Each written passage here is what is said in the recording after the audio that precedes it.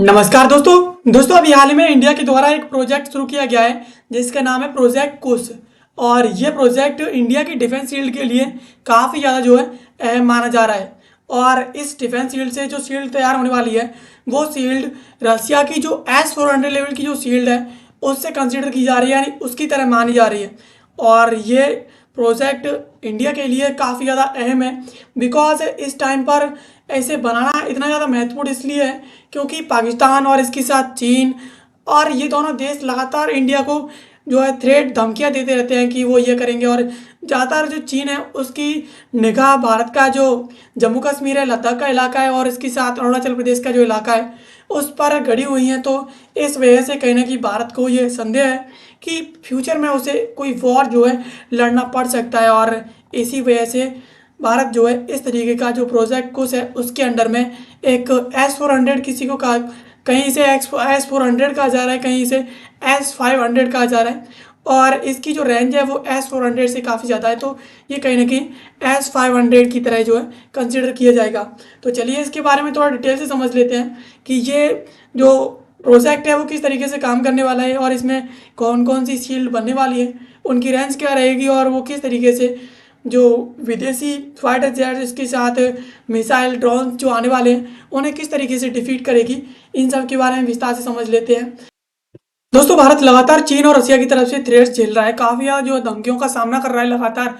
और यहाँ पर जो चीन की विस्तारवादी नीति है वो यहाँ पर बहुत बड़ा मुद्दा है और इसके एविडेंस के तौर पर आप देख सकते हैं कि तिब्बत है और इसके साथ जिनजियांग एंड जो मंगोलिया का कुछ पार्ट है उस पर चीन के द्वारा जो है ज़बरदस्ती रूप से कब्जा कर लिया गया है। और यहाँ पर भारत में इसकी जो आंखें हैं वो लगातार ताइवान और जो साउथ चीन का जो क्षेत्र है और भारत में जो लद्दाख और अरुणाचल प्रदेश की जो क्षेत्र है इन पर लगातार जो चीन की यहाँ पर नज़रें बनी हुई हैं। यानी चीन लगातार अपने क्षेत्र का विस्तार कर रहा है और उसके द्वारा तिब्बत और जो जिनजियांग क्षेत्र है, मंगोलिया का जो पार्ट है, इसके साथ ताइवान और जो साउथ चाइना का क्षेत्र है इसके साथ लद्दाख और अरुणाचल प्रदेश का क्षेत्र है, इस पर लगातार चीन की जो है नज़रें गड़ी हुई हैं और इन पर वो जो है कब्जा करने की कोशिश कर रहा है। और यहाँ पर लगातार चीन जो है भारत के खिलाफ पाकिस्तान को काफ़ी ज़्यादा जो है ताकतवर बनाता जा रहा है और उसे लगातार जो है बड़े बड़े क्वांटिटीज़ में वेपन्स और एम्यूनिशन, मिसाइल एंड एयरक्राफ्ट जो है सप्लाई कर रहा है। यानी चीन के द्वारा पाकिस्तान को एक अड्डा बना दिया गया है, एक भारत के खिलाफ एक हब बना करके रख दिया है। और इसी वजह से चीन जो लगातार पाकिस्तान को जो लगातार वेपन्स दे रहा है, एम्यूनिशन दे रहा है, मिसाइल्स लगातार जो है प्रोवाइड कर रहा है। और ऐसी स्थिति में भारत को ये रियलाइज़ हो रहा है कि भारत यहाँ पर एक नए जो एक बड़ा वॉर है वो फ्यूचर में भारत को देखने मिल सकता है और इसलिए भारत को उसके लिए यहाँ पर तैयार रहने की ज़रूरत है। अदरवाइज़ जो है भारत एक बहुत बड़ी दिक्कत में फंस सकता है। इस वजह से भारत जो इस तरीके के डिफेंस सिस्टम यहाँ पर तैयार कर रहा है। अब यहाँ पर प्रोजेक्ट कुश क्या है इसके बारे में समझ लेते हैं। तो यहाँ पर ये जो प्रोजेक्ट कुश है वो खास तौर पर जो धमकियाँ हैं उसे काउंटर करने के पर्पज़ से बनाया गया है।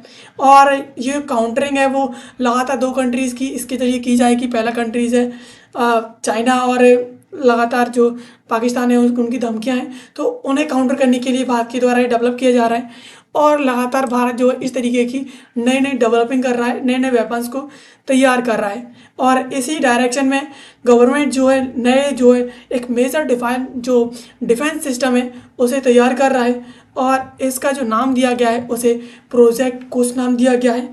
और ये जो नाम लिया गया है ना वो भगवान राम का जो यंगर जो पुत्र थे कुश उनके नाम से इसे लिया गया है। यानी यहाँ पर लगातार भारत दो कंट्रीज़ को काउंटर करने के लिए अपनी डिफेंस तैयार कर रहा है। और यहाँ पर जो नया डिफेंस सिस्टम है उसे एक प्रोजेक्ट के तहत बनाया जा रहा है जिस प्रोजेक्ट का नाम है प्रोजेक्ट कुश। और यहाँ पर प्रोजेक्ट कुश है वो भगवान राम का जो यंगर पुत्र है कुश उसके नाम से जो है इसका नाम जो है यहाँ पर रखा गया है। अब इसके अकॉर्डिंग जो सोर्सेज हैं उसके अकॉर्डिंग यहाँ पर बताया जा रहा है कि DRDO प्रिपेयरिंग कर रहा है जो M1 इंटरसेप्टर है उसको यहाँ पर जो टेस्ट करने के लिए इसी साल के जो सितंबर माह है उस तक यानी नेक्स्ट मंथ जो है यहाँ पर हो सकता है कि DRDO जो M1 जो इंटरसेप्टर है उसका यहाँ पर टेस्ट करे। और ये डिफेंस सिस्टम है वो लगातार डेवलप किया जा रहा है भारत की स्वदेशी टेक्नोलॉजी के तहत, जो विदेशी जो भी मिसाइल्स हैं उन्हें डिस्ट्रॉय करने के लिए और एक लॉन्ग डिस्टेंस जो भी है उसे इंडियन टेरिटरीज के आसपास उसे यहाँ पर अगर लॉन्ग डिस्टेंस से अगर कोई भी मिसाइल्स या कोई भी एंटिटीज अगर इंटर मारती है इंडिया के अंदर तो है उसे काउंटर करने के लिए यहाँ पर जो है इसे डेवलप किया जा रहा है। और यहाँ पर भरोसा किया जा रहा है कि जिस तरीके से रसिया का जो S-500 सिस्टम है वो काम करता है उसी की तरीके से ये जो है भारत को सरप्राइज कर सकता है, यानी उसी की तरह काम कर सकता है। यानी इसकी जो लॉन्ग रेंज है वो भी कहीं ना कहीं S-500 की तरह ही है और लगातार जो है S-500 की तरह ही इसे इंडिया के इस नए डिफेंस सिस्टम को कंसिडर किया जा रहा है, जिसे आप DRDO इन फ्यूचर अभी सितंबर के माह में इसका जो टेस्ट करने वाला है। अब यहाँ पर जो मेजर गेम चेंजर ये बन सकता है या नहीं है ये सबसे बड़ा सवाल है।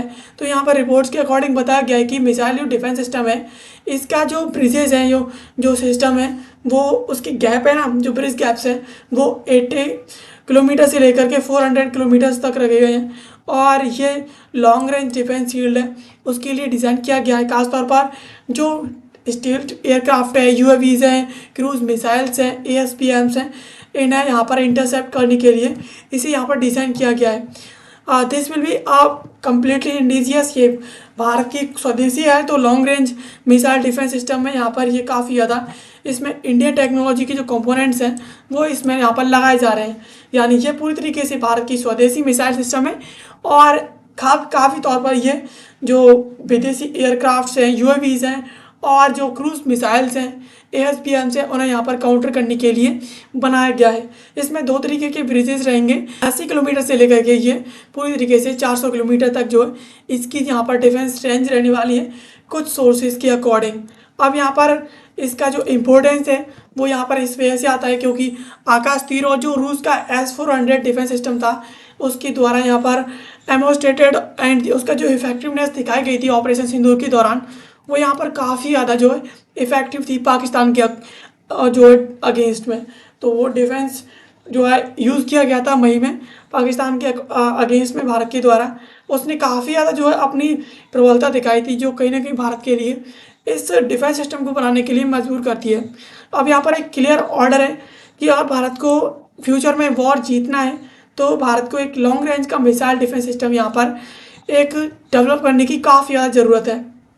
यहाँ पर आकाश तीर के साथ S-400 की जो इफेक्टिवनेस दिखाई गई थी ऑपरेशन सिंदूर में उसने भारत को मजबूर कर दिया है कि भारत को एक भविष्य में वॉर जीतने के लिए, लड़ाइयों को जीतने के लिए भारत को एक लॉन्ग रेंज की मिसाइल डिफेंस सिस्टम यहाँ पर डेवलप करने की काफ़ी ज़्यादा यहाँ पर ज़रूरत है।